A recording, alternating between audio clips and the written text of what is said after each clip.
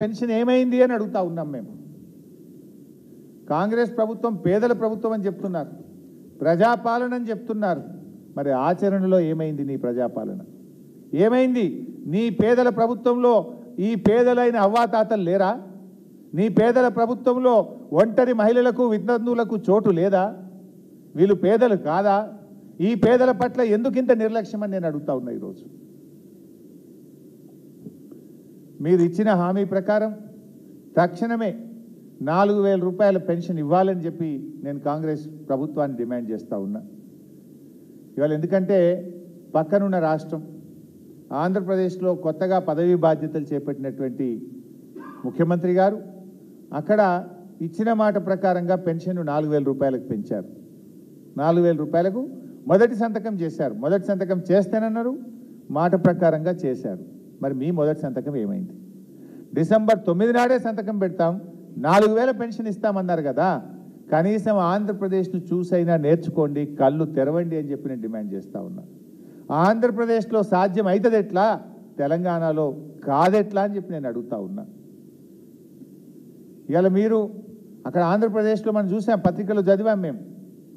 3 నెలలు retrospective effect, April May June నెలలకు సంబంధించిన 1,000 రూపాయలు కలిపి, జూన్ నెలలో ఇచ్చే 4,000 కలిపి 7,000 రూపాయల పెన్షన్ అవ్వాతాతలకు ఒకేసారి ఇస్తున్నాం.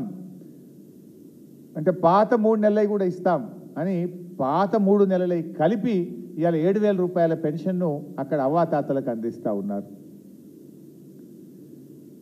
మరి మీరు ఎప్పటి నుంచి ఇస్తారు? మీరు 6 నెలలైనా ఎందుకు ఇవ్వట్లేదు? ఇవాళ అందువల్ల ఇవాళ ఆంధ్రప్రదేశ్లో ఇచ్చిన విధంగా మీ ప్రభుత్వం డిసెంబర్లో వచ్చింది. డిసెంబర్ నుంచి ఇప్పటికి 6 నెలలు గడిచిపోయింది. అంటే 6 నెలల 12,000 రూపాయలు ప్రతి అవ్వాతాతకు, రాష్ట్రంలో వృద్ధులైన పేదలకు, ఆసరా పెన్షన్దారులకు ఒక్కొక్కరికి 12,000 రూపాయలు ఈ కాంగ్రెస్ ప్రభుత్వం బాకీ పడ్డది.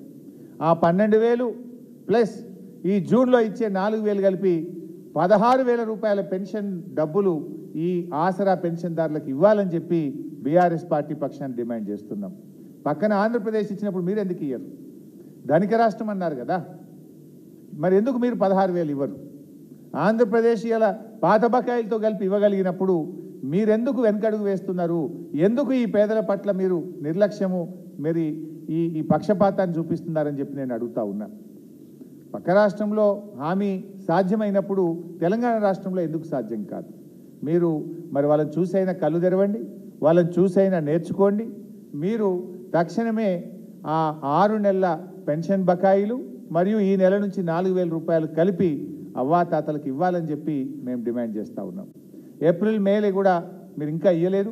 ఆ 2 నెలలు కూడా తక్షణమే మరి 4,000తో కలిపి తక్షణమే ఏప్రిల్ మే నెల పెన్షన్లు, పెంచిన పెన్షన్లు కలిపి ఇవ్వాలని చెప్పి కూడా మేము ఈ రాష్ట్ర ప్రభుత్వాన్ని డిమాండ్ చేస్తూ ఉన్నాం. అదేవిధంగా దివ్యాంగులు, ఇవాళ దివ్యాంగుల విషయంలో భారతదేశంలోనే అతి ఎక్కువ పెన్షన్ ఇచ్చింది కేసీఆర్ గారి ప్రభుత్వం.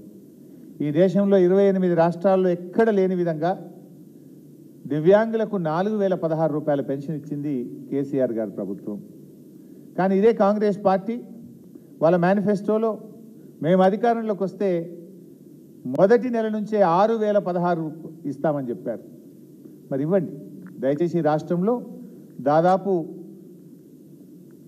5-6 లక్షల వికలాంగులు ఉన్నారు. వారందరికీ కూడా మీరు ఇచ్చిన మాట ప్రకారంగా 6,000 రూపాయల ఆసరా పెన్షన్ దివ్యాంగులకు కూడా అందించాలి. పక్కన ఆంధ్రప్రదేశ్ కూడా దివ్యాంగులకు 6,000 రూపాయలు చేసింది. మీరు కూడా మాట ఇచ్చారు. దాన్ని దివ్యాంగుల పెన్షన్ కూడా 6,000 రూపాయలకు కూడా పెంచి దివ్యాంగులందరినీ కూడా ఆదుకోవాలని చెప్పి రాష్ట్ర ప్రభుత్వాన్ని మేము డిమాండ్ చేస్తూ ఉన్నాం. ఇలా కేసీఆర్ గారు ప్రభుత్వం ఉన్నప్పుడు, ఆనాడు కొత్తగా మా ప్రభుత్వం అధికారంలోకి వచ్చినప్పుడు రాష్ట్రంలో 29 లక్షల పెన్షన్లు ఉండేవి. ఇవాళ మేము అనేక కొత్త వాళ్ళకు కూడా పెన్షన్లు ఇచ్చాం. నేత కార్మికులు, గీత కార్మికులు, ఎయిడ్స్ పేషెంట్లు, డయాలసిస్ పేషెంట్లు, అట్లా చేనేత కార్మికులు.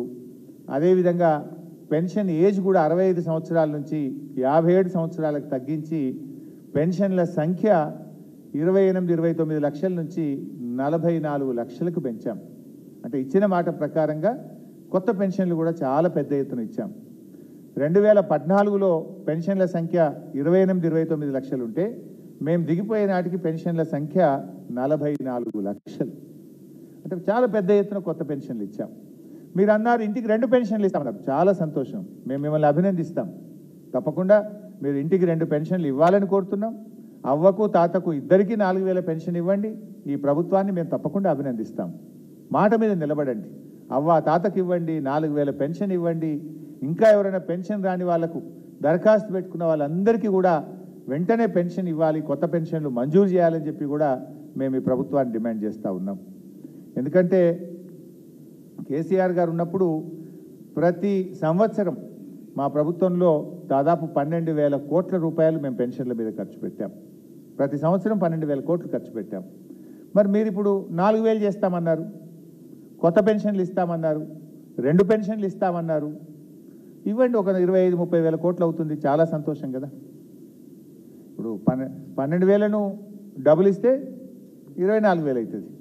కొత్త పెన్షన్లు 2 పెన్షన్లు ఇస్తే ఇంకో 10,000 పెరుగుతుంది.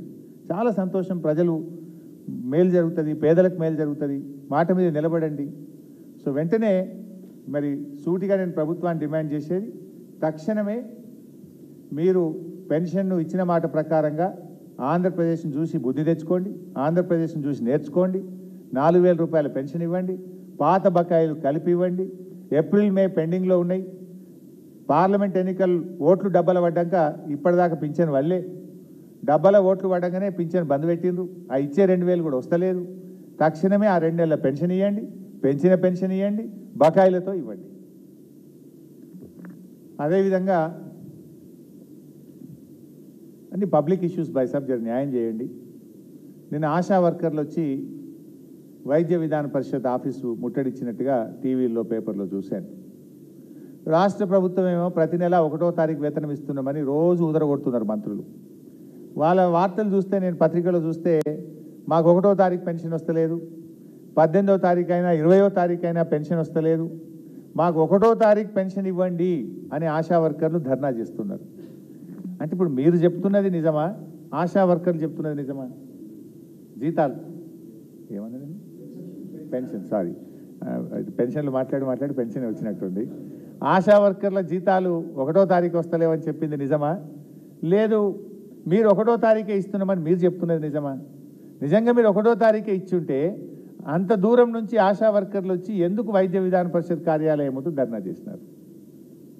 సో తక్షణమే ఆశా వర్కర్లకు, హెల్త్ డిపార్ట్మెంట్లో ఎన్హెచ్ఎంలో పనిచేస్తున్న ఏఎన్ఎంలకు, ఎన్హెచ్ఎం సిబ్బందికి 2 నెలల జీతాలు పెండింగ్లో ఉన్నాయి. ఇప్పుడు ఎన్హెచ్ఎం సిబ్బందికి నేషనల్ హెల్త్ మిషన్ కింద దాదాపు 17,000 మంది ఉద్యోగులు పనిచేస్తారు. రాష్ట్రంలో 6-7 మంది ఏఎన్ఎంలు, సెకండ్ ఏఎన్ఎంలు పనిచేస్తారు. వాళ్ళకి ఇప్పుడు 2 నెలలైనా జీతం రాలే.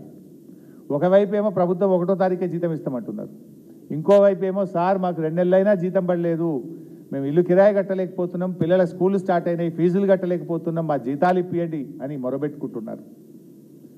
ఆశా వర్కర్లు 1వ తారీఖు జీతం ఇవ్వండి అని మొరబెట్టుకుంటున్నారు.